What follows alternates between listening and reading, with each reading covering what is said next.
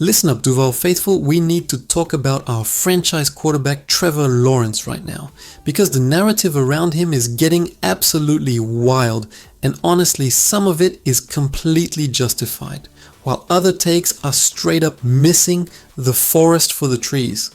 After that brutal beatdown we took from the Rams in London 35-7, and it wasn't even that close, but before we start pointing all the fingers at number 16, let me break down what's really happening here, because this situation is way more nuanced than the hot take artists on social media want you to believe, and the bye week couldn't have come at a better time for us to sort this mess out. Trevor just went through back-to-back games, getting absolutely demolished, 7 sacks against the Bears, 7 more against the Rams. That's a career high, matched twice in consecutive weeks, and his offensive line gave up a mind-blowing 34 pressures in London alone, 34 pressures. People, that's not football, that's target practice. And yet, somehow, Trevor still managed to put up 296 yards on 23 of 48 passing with 1 touchdown and 0 turnovers, which honestly isn't terrible, considering he was running for his life on practically every snap. But here's the kicker, and this is huge. Trevor Lawrence is currently leading the entire NFL in EPA lost due to dropped passes, which means our receivers are literally costing us more than any other team's pass catchers are costing them. And that's not on the quarterback, that's on guys who are supposed to catch the football when it hits their hands. The discourse around Trevor right now is absolutely wild. Ben Arthur from Fox Sports dropped him 3 spots in his quarterback rankings, which fair enough, we just got boat raced by 28 points, but then you've got Jeff Howe from the New York Times keeping Trevor at 16 and providing some really important context that a lot of people are conveniently forgetting.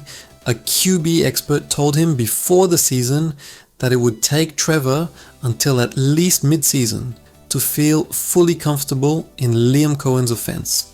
And guys, we're literally right there in that timeline right now.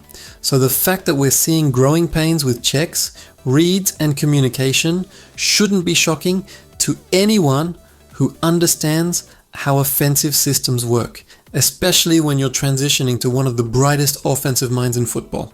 Now listen, I'm not here to make excuses, because there are legitimate things Trevor needs to clean up. The batted passes at the line of scrimmage need to stop, the penalties have to be reduced.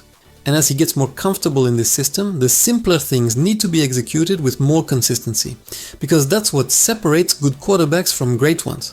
But here's what gets me fired up about this whole situation. We're judging our quarterback's performance while ignoring the absolute chaos happening around him. And that's not fair analysis, that's lazy. Hot take generation, and Duval deserves better than that. The offensive line is a disaster.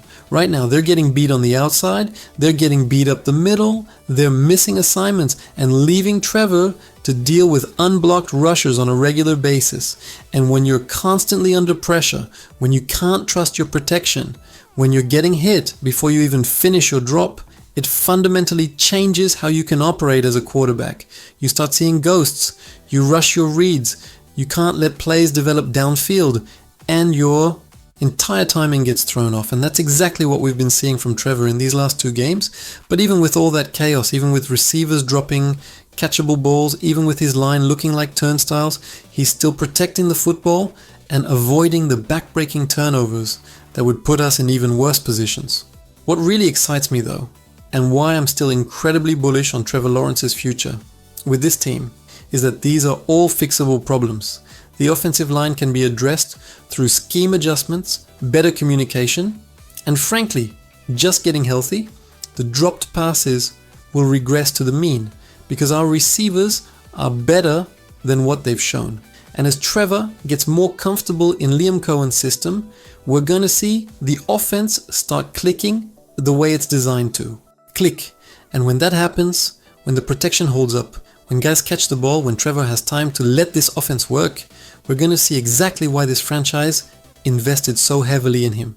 Because the talent is undeniable, the arm strength is there, the athleticism is elite, and the football IQ continues to develop under one of the best offensive minds in the game. The bye week is absolutely crucial for us right now. We need this time to heal up, get right mentally and physically, and come back with a renewed sense of urgency, because our season is far from over, and despite what the doomers and gloomers want to tell you, we're still very much in the hunt for this division. The AFC South is wide open, and if we can get things cleaned up on offense, starting with protection and catching the football, we've got the pieces to make a serious run. But it all starts with supporting our quarterback, giving him the tools he needs to succeed, and recognizing that development isn't always linear, especially when you're installing a completely new offensive system with a first-year head coach who's calling plays for the first time in his career as a head coach. The reality is Trevor Lawrence is still one of the most talented quarterbacks in this league, and while his performance hasn't been perfect, nobody's has been, and the situation around him hasn't exactly been conducive to success. But what separates great quarterbacks from average ones is how they respond to adversity, how they bounce back from tough losses, and how they elevate their game when it matters most. And I have complete faith that Trevor is going to do exactly that coming out of this bye. Weak, because he's shown us before that he has that clutch gene, he has that competitive fire, and he has the ability to will this team to victories when everything is clicking around him. And that's what we need to see in the second half of this season. So, yes, there are absolutely things that Trevor needs to improve on, and he'd be the first person to tell you that. But let's not act like he's the reason we're struggling right now. Let's not pretend that a quarterback can succeed when he's getting pressured on 70% of his dropbacks. And when his receivers are leading the league in drops, that's not reality. That's just lazy analysis. And Duval knows better than that. We know what it takes to win in this league, and it starts with the guys up front, protecting the quarterback, and the skill players making plays when the ball comes their way. And right now, we're not getting enough of either. But the good news is, it's fixable. The even better news is we have the bye week to fix it. And the best news is we have Trevor Lawrence as our quarterback, and when he's playing his best football, there's nobody in this division who can stop us. The next few weeks are going to tell us a lot about what kind of team we really are, whether we can bounce back from adversity, whether we can make the necessary adjustments, and whether our franchise quarterback can continue his development into one of the elite signal callers in this league.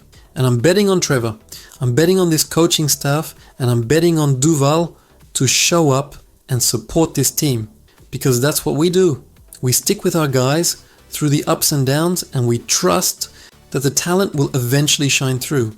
And with a guy like Liam Cohen calling plays and Trevor Lawrence executing those plays, we've got everything we need to turn this season around, starting right after this bye week. So buckle up, Jaguars Nation, because the second half of this season is going to be a wild ride, and I cannot wait to see Trevor silence the doubters and remind everyone why he was the number one pick and why he's the future of this franchise for years to come. Don't forget to subscribe to the channel and smash that like button if you're still believing in Trevor Lawrence and this Jaguars squad. Now here's my question for you. Do you think Trevor Lawrence's struggles are more about his performance or more about the talent around him failing to execute? Drop in the comments. A, it's Trevor's fault, or B, it's the supporting cast's fault. Let me know what you think, Duval.